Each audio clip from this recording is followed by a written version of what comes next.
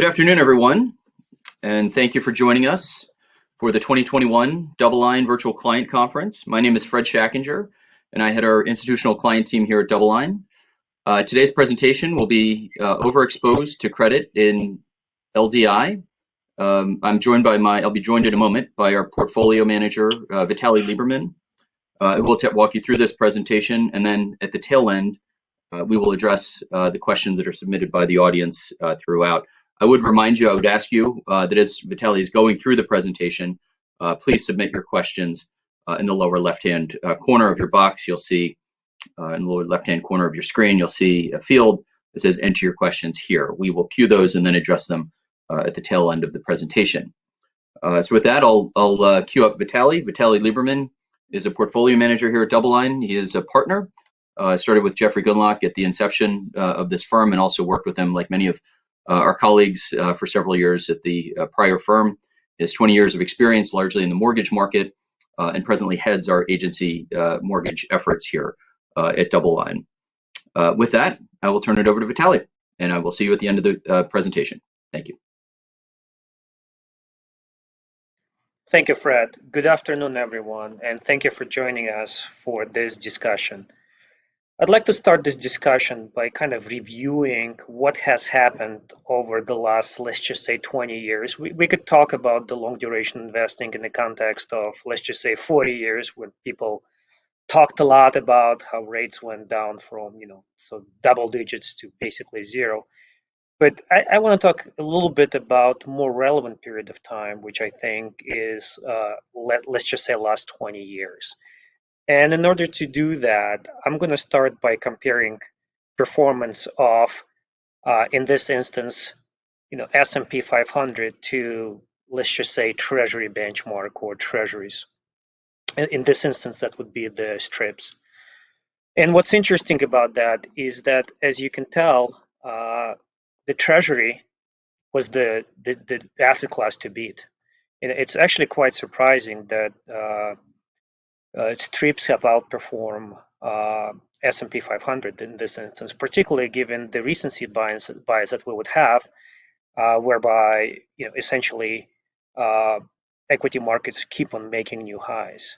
And what's interesting about it is that a lot of people will talk about how that is obvious given that rates went down from let's just say, as you can see on the right hand side here, from mid fives to what they are right now, about 2.5% or slightly under. But what's more interesting about it is if we look at some of the measures of valuation for the equity markets, they also have expanded over the same period of time.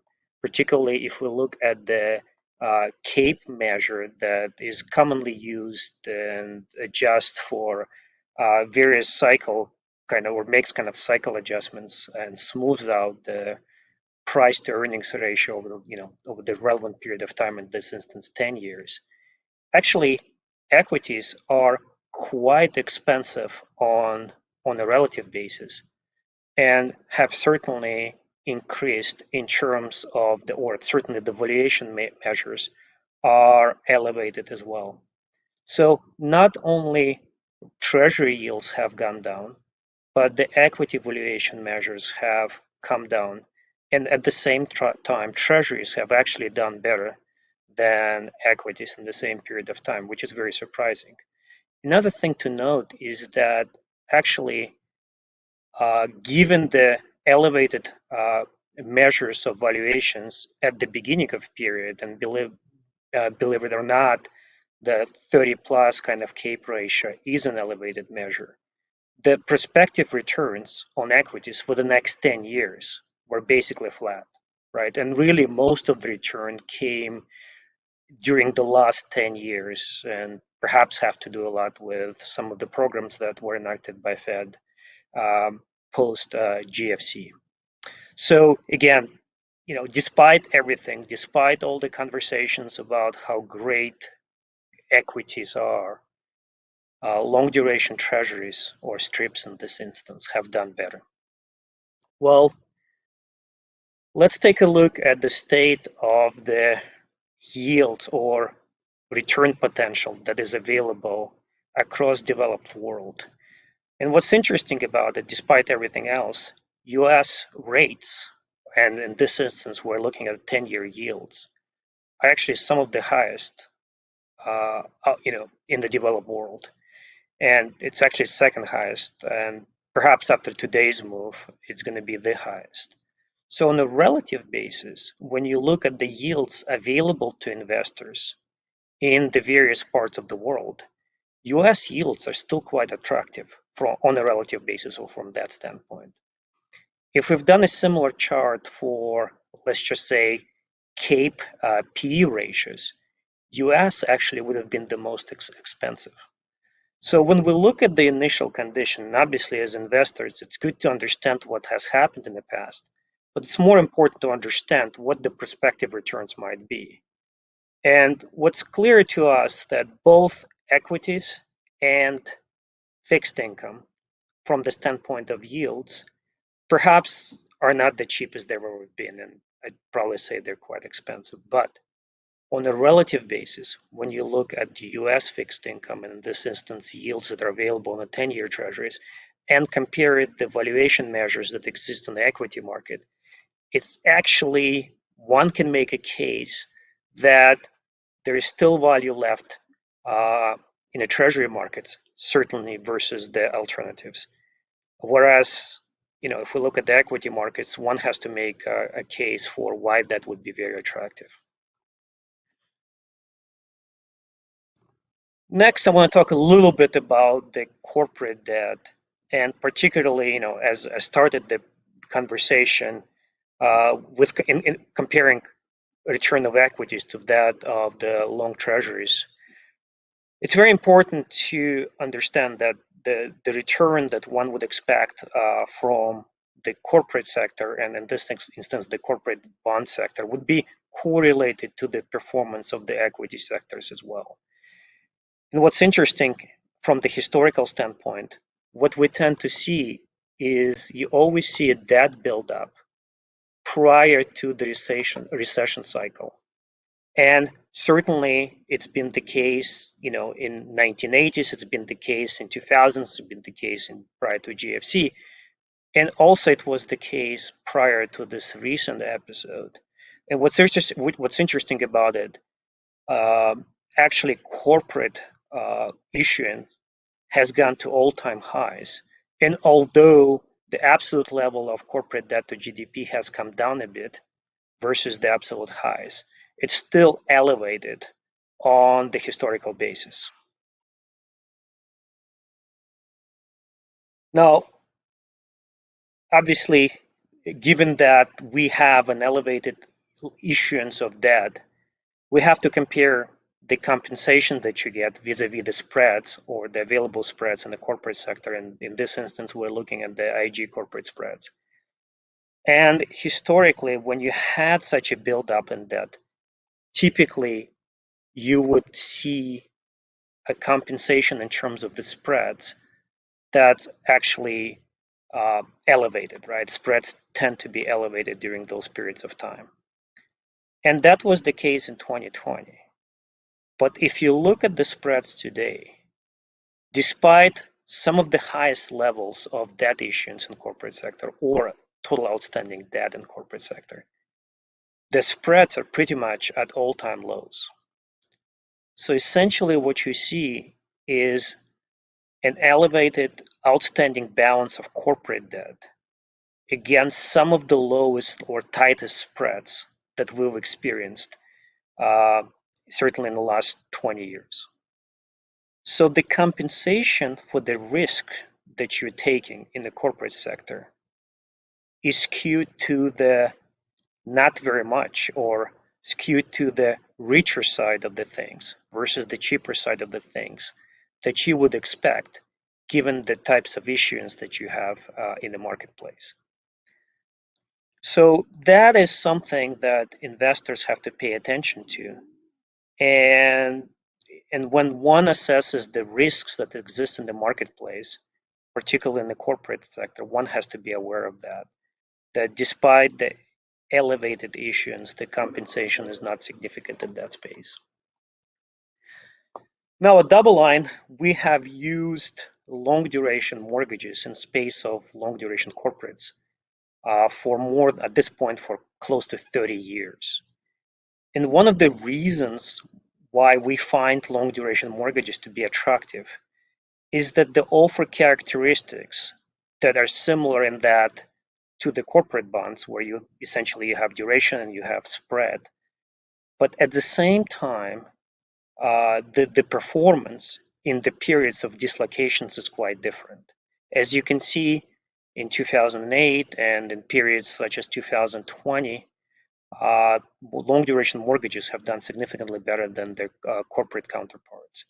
What's interesting, when you look at the performance from point A, from the beginning to the end, and we start here in 2004 and going all the way to 2021, essentially the performance between corporates and mortgages is quite similar. And mortgages have, and certainly risk-adjusted returns are very similar, because mortgages have lower standard deviation and higher Sharpe ratio, but overall return is slightly lower than that of the corporates. What's interesting about it is that if one looks at the blend between mortgages and corporates, and I have this 50-50 blend column there at the bottom of this chart, introduction of mortgages into portfolios that has corporates or in general credit, in fact, reduces the overall volatility of the portfolio, as we can see by the standard deviation metric, that is certainly lower than that of the corporates, or very similar to that of the mortgages. So as we see, the Sharpe ratio of the 50-50 blend is higher and significantly higher than either component. So when we think about a typical long duration investor that has exposure, but normally significant exposure to corporate sector, that the one alternative that typically comes to mind is that of Treasury bonds. We feel that mortgages serve the role that is very important for long duration investing, and kind of offer a bridge between corporates and treasuries, from the standpoint of having very similar credit quality to that of treasuries. At the end of the day, mortgages and treasuries are the only asset classes that Fed buys directly, right? So from that standpoint, you have to think about the credit quality being very similar. And at the same time, you have the benefit of the spread over treasuries that is available in the mortgage market. So essentially, we view mortgages as being an alternative to investing into corporates, certainly given the valuation framework that exists in the corporate market that we just discussed previously. So let's take a look at the mortgage market and who really buys mortgages, and what is the whole appeal of the long duration mortgage market. What's interesting about the mortgage market is that most of the participants in this sector are looking for shorter to intermediate type of duration. So really, at this point, there are not that many participants that are interested in a long duration part of the mortgage curves. Who are some of the biggest participants? Banks and REITs. Typically, they are interested in minimizing the duration profile and maximizing the return profile. So they're really not interested in participating in the longer end. At the same time, money managers and typically hedge funds would be interested in the middle part of the curve, sometimes going a little bit on the longer side of things, but typically the duration kind of profile that comes with the longer end of the mortgage curve is not really appealing to them. They really have to take a duration risk. So idea is that really life insurance companies and recently pension plans have been the only participants in the mortgage space. And that's one of the reasons why long duration space still to this day is the cheapest part of the mortgage curve, and really offers some of the best benefits and profiles that are appropriate for the long duration investing. Let's talk a little bit about what has happened with the mortgage market over the last, let's just say year, because there have been significant developments, and they really have to do with the response that was initiated by Fed in connection with the pandemic. So as a mortgage investors, clearly we are interested in minimizing the prepayment volatility and trying to minimize the exposure to the prepayment rates. And from time to time, we have significant spikes in prepayment rates.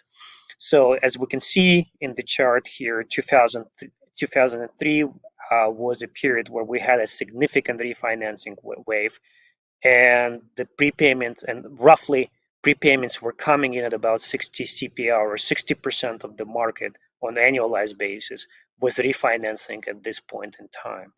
That period was quite short-lived, but certainly it was dramatic. Versus that period, the experience of last year wasn't as dramatic in terms of overall speeds. So as we can see, prepayment speeds went up to about 35 CPR, or 35% of the mortgage market refinancing on average.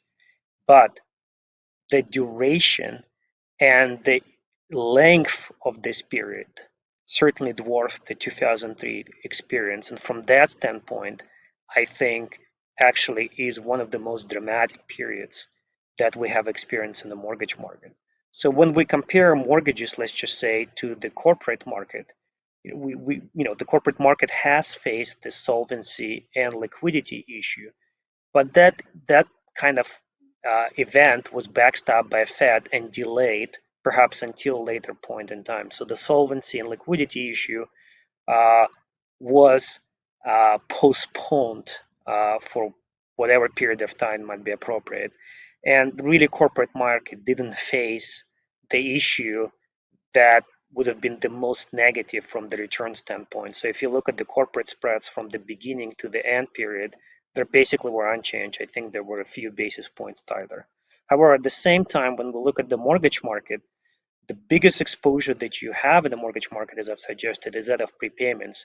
And from that standpoint, mortgage market has faced the kind of the brunt of the negative event. And certainly, I think from that standpoint, the mortgage market has been tested, and I have to say that it has performed quite well. So what's behind this increased prepayment activity, and why there was such a deep and persistent refinancing activity? Given the technological advances that we've seen over the last 10 years, and certainly the fintech revolution that a lot of people talk about, we've seen the shift in the market participants that are facilitating the refinancing activity in the mortgage market. Typically, in the past, large banks were significant players in the mortgage refinance market, and certainly were responsible for the majority of the refinancing activity. And therefore, when we had significant shocks and when rates fell, the refinancing response was delayed until those participants could build up capacity to process loans and to really address the particular situation that existed. What we've seen over the last year is that really the market share of non-bank issuers, or the typically the kind of more advanced technological companies such as the Rocket Mortgage and Loan Depot and such, has actually gone up quite a bit, and it's really on par with larger banks. And therefore, refinancing activity could begin or could commence a lot quicker, and as I've suggested, could touch a lot more participants or a lot more homeowners. And therefore, the response factor that mortgage market is factoring in on a go-forward basis is that of a lot quicker response time whenever the rates are falling. So what that means is that the expectation is that on a go-forward basis, if we're faced with another opportunity to refinance, the reaction function is going to be a lot quicker, and certainly it's been quicker in this period of time, and capacity was built up quite significantly. What that means at the same time is that Clearly, the faster prepayment experience is a negative event for majority of the mortgage market, except for the long duration part of it. So what I'm trying to show in this particular chart here is difference between a typical corporate bond and, in this instance, a discount long duration mortgage-backed security. I'm really talking about the CMOs here, and the CMOs are kind of structures of the typical pass-throughs where you tranche up the various, where you create various tranches, and that's how you create essentially long duration mortgage-backed securities. So what's important to note here is you look at the corporate bond, the yield profile does not change with respect to, once you know the price, you know the yield, right? There's no real other variable that would influence your return on a corporate bond. Clearly, you could have defaults, but let's just leave those outside for now. Now, when you look at the mortgage-backed securities, in addition to price, you have to anticipate or forecast the prepayment rate that you would have in the marketplace. So what typically happens prior to a significant rates down kind of event, the market's expectation of the prepayment rates is very subdued. And that's kind of what we've seen in anticipation of the 2020 event. A typical prepayment speeds in the vicinity of this event was at around 6 to 8 CPR for the majority of the mortgage market. And when you look at the total return that associated with the typical long duration mortgage-backed security, the return that you will realize will vary with the prepayment experience. So the faster the prepayment speeds, the actually higher total return you would realize in the mortgage-backed securities. So actually long duration securities, unlike typical mortgage-backed security, would benefit from increased prepayment activity. And often the returns that would be realized by investors in such environments are augmented by the introduction of or through the lower rates or increased prepayment experience. And as we can see here, the faster the prepayment rates, at 30 CPR, the total expected return on a long duration security is almost 9%. That's one of the variables that is very important for analyzing mortgage-backed securities. Now, another point about, one of the reasons that investors invest into long duration assets is this kind of idea of offset between the, let's say, risk on portion of the portfolio and that of the hedging portion of the portfolio, in this case, long duration portfolio. So what we've done here is we've looked at the periods when we saw various drawdowns, and we used S&P as the benchmark. So we've broken down the periods into more than 20% drawdown, 10 to 20% drawdown, 5 to 10% drawdown, and 0 to 5%. And we've looked at some of the options that investors have to hedge those various drawdowns. And some of the options that we have here are long duration agency CMO, your US long government credit type of benchmark, corporate index, or treasury index. And prior actually to performing this analysis, I would have thought that actually probably treasuries would be the best kind of hedging instrument in the periods of distress, certainly in the, let's just say, the most acute ones. And actually I would be wrong, because if we look at the more than 20% period drawdown, actually mortgages have outperformed treasuries on a 12 months forward return projection basis. So idea here is that mortgages serve as a very attractive hedge, even more attractive than treasuries in the periods of equity dislocations. And it really works all the way through let's say that 0 to minus 5% experience, where actually treasury come up a little bit on top of what the experience with the mortgages would be. And certainly mortgages do a lot better than corporates or let's just say, your long government credit kind of alternatives. And the reason behind that is really has to do with what I've described in the previous chart, where there is an opportunity to realize this augmented return through faster prepayment speeds. So even in environments, and certainly today is an interesting episode where we have significant drawdowns and we have significant potential for equity dislocations, mortgages serve as a very attractive hedge, and they certainly provide an opportunity for investors to realize returns in those environments. I'm going to go back to Fred to see if there are any questions at this point. All right, thanks, Vitaliy, and thanks for walking us through this presentation. I've got several questions here. We can go through them at whatever depth you'd like to answer. The first couple questions revolve around the Fed's involvement in the mortgage market. I'll ask them sort of one at a time just to make the answer, I think, a little bit more clear. But the first question, just sort of paraphrasing, is with respect to your comments about the valuation and the current tightness of spreads in the corporate bond market. Obviously, a lot of that last year was due to the Fed's involvement in backstopping the corporate market. Won't that continue? I guess is sort of the gist of the question, and doesn't that sort of alter that dynamic going forward?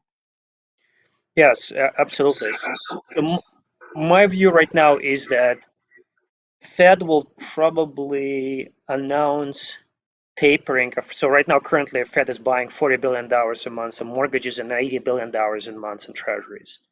Mm-hmm. It's my view that Fed will probably announce sometimes in September and October plans for tapering the purchases. And what that means is that Fed would suggest that probably in the next 6 months, it's going to start to reduce the pace or rate of purchases on a monthly basis. So something like, let's just say we're going to reduce, let's just say $5 billion per month of mortgage purchases, and we're going to reduce about $10 billion per month of treasury purchases. And we're going to start in March of 2022. The reason they have to give some time to market to digest that information is the last thing the Fed wants to do right now is to spook the markets in terms of creating additional volatility in an environment where there is quite a bit of uncertainty as well. And that's very similar to what Fed did during the last period of normalization. So my view would be that sometimes in March of 2022, Fed would start reduction of purchases of mortgages and treasuries.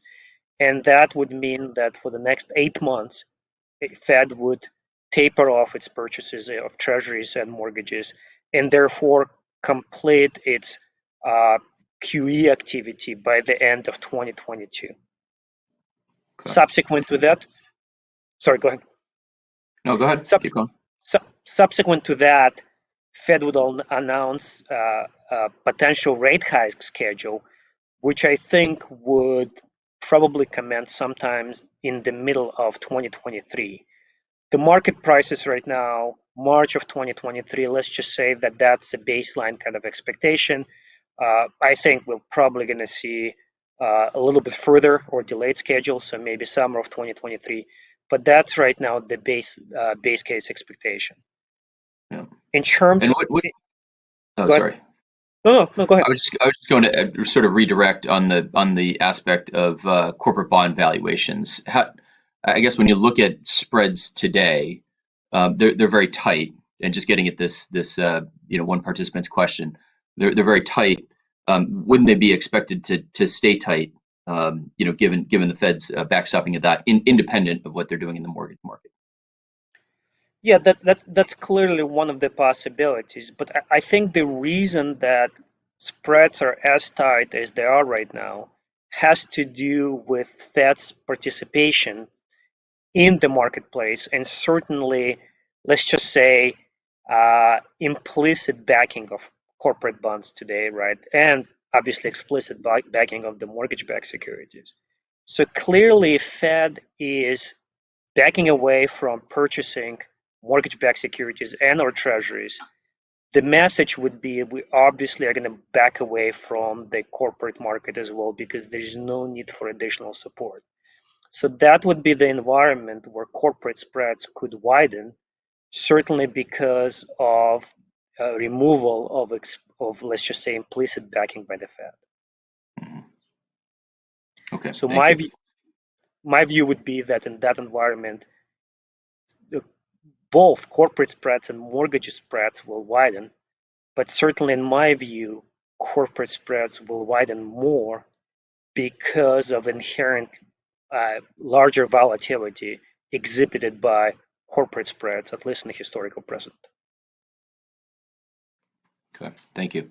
I've got two other questions that are also closely related. One on inflation, the topic of the afternoon, and then the other in squarely rooted in rising rates and the impact that they would have on the long duration mortgage space. So rising inflation and rising rates. I guess the heart of these two questions is what effect do they have on prepays and sort of how you manage these or how you evaluate these bonds. Yeah, so as an investor in the mortgage space, you are short the prepayment option, meaning that the spread that you get in the marketplace is compensating you for that prepayment option that you've sold. In a rising rate environment, that optionality or that option is worth less because investor or the borrowers are more out of the money. So if you have a 3% loan today and mortgage rates are 4%, you obviously are less likely to refinance in that environment. You can still do it, but that optionality is worth a lot less. So from the spread standpoint, mortgage spreads tend to tighten simply because of the lesser value of that prepayment option. Now, when you look at the broader mortgage market, when you look at the pass-through space, at the same time, you have typically what's called lengthening or extension of the weighted average life of the overall market because prepayment activity is going to be subdued or lesser than it was previously. The average life of a typical mortgage-backed security gets longer. That's actually not an issue for the long duration portion of the market because in fact, those security for the most part are fully extended. So from that standpoint, the long duration portion of the mortgage market tend to do quite well because it reacts positively to that prepayment option being more out of the money. Whereas majority of the mortgage market, there's going to be a tag between or kind of offsetting kind of dynamic between the extension and the prepayment option being worth less. So, the broader mortgage market typically does well, but less well than the long duration portion of the mortgage market. Okay, thank you. Our next question also goes back to the Fed, popular topic for the afternoon. You showed increased issuance of agency MBS. Does this also mean there is high issuance of CMOs, or is has Fed purchases influenced these reactions? I guess has that had an impact there as well? Yes, there has been so the CMO issuance is a function of the steepness of the curve. So the flatter the curve, the less of an issuance you have, the steeper the curve, the more arbitrage opportunities that exist in the marketplace. And that's the time when the CMO issuance is at the highest. So if you look at today's mortgage market, it's about $8 trillion in size, only about $1 trillion or slightly more than $1 trillion is securitized into CMOs. My expectation would be that as curve steepens, and certainly that's my base case, that curve will steepen at this point, the CMO issuance is going to be significantly higher. And obviously, a portion of that CMO issuance will reside in the long duration mortgage space. So I think from that standpoint, there are going to be interesting and exciting opportunities in the long duration mortgage space as we see pickup in CMO issuance. Okay. Last question is a little lighter. How does changing millennial dynamics and increased homeownership and presumably increased mortgage supply affect your outlook? guess the Yeah, millennials certainly. are finally buying houses, right? Is that Yeah. the change in the long held narrative that they're that the world has changed or that the country has changed? Yeah, it's not just millennials. I think there's a general trend towards the home ownership. If we Hmm. think pre-pandemic, there has been a trend towards the urbanization and people moving into larger cities, and certainly the pandemic has reversed that course, and we see it in the housing data, we see it in the tendencies of people to move away from larger metropolitan areas such as New York, San Francisco, and moving into more urban areas. And that certainly will drive the issuance and participation or higher participation, particularly millennials in the housing market. So from that standpoint, I think that the population, the ratio of home ownership or population that owns houses is going to increase from previous levels simply because there is recognition of importance of residents, particularly as the trends toward work from home. Uh, and I think that they're going to be persistent trends on the go forward basis take hold, and people assign much higher value to their residences. Plus, it gives people freedom to not necessarily live in uh, high tax, high kind of price point areas. And speaking from Los Angeles, and they certainly can live in other areas and work away. So I think, yeah, the trend is going to be for higher home ownership versus the lower. It was a big part of Jeffrey's presentation earlier this morning too. You must have been listening in. Anyway, Vitaliy, any final thoughts? That concludes the majority of the Q&A. We had a terrific group of participants listen in here for the last 37 minutes or so. Do you have any final thoughts before we wrap things up here? Yeah, I think that when you look at the balance of what is priced in and what's not priced in various parts of the market, and again, I'm going to use equities versus, in this case, let's just say fixed income and particularly long duration. A lot of positive news have been priced into the equity markets. And we clearly see that in some of the valuation metrics that we've seen, the high CAPE ratio and other metrics. And look, and that might be the right way to look at things. But when you look at the valuations that are priced in with respect to the fixed income, a lot of things have to go right. I mean, if you look at the Fed funds rates and pricing with respect to that part of the curve, the market anticipates us going back to the highs of the previous cycle, I would say 2009, 2019, in the next 2 years. It took us, almost 10 years last time around, and market thinks that, this time around is going to be only 2 years. And again, market could be right. That could be the case. But as we know, there are always, kind of hiccups, and there are always barriers that prevent us from fully realizing the best case scenario. So from that standpoint, I think that fixed income market has a lot of ways where things can go right in order to be able to make money at this point. Whereas from the standpoint of risk market or equity markets, everything has to go right. And today's example where you had a surprise inflationary print and the equity markets reaction is a clear example of that. I know that a lot of participants on this panel, thinking about whether they should potentially de-risk their pension plans or whether they should invest into bonds, or what part of the curve they should invest in. And again, when we look at the initial conditions and both sides being, let's just say, as overvalued as they are, and given the balance of kind of factors tilting towards the fixed income market, I would say that yes, over time, equity markets can do well. But the path there could be that the bonds could do well first and then equity markets, or there's certain combination of things.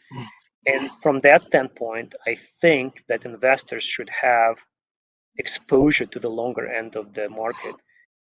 And if they can, try to have less of an allocation to the risky portion or the credit sensitive portion of the market, and perhaps look at the mortgage market as an alternative. All right. Well, thank you for your parting comments. We made it through 40 minutes without touching Bitcoin or crypto once. That's probably a first presentation here for 2021. So again, if anybody has any questions, I believe the presentation and our long duration total return fact sheet and perhaps the full presentation for that strategy are available in our library here on this online virtual meeting, or else you can call the phone number that's posted on this presentation, or lastly, you can email us at info@doubleline.com. Once again, I'm Fred Schachinger with Vitaliy Liberman here. We thank you for your time and attention, and have a great day. Bye-bye. Thank you.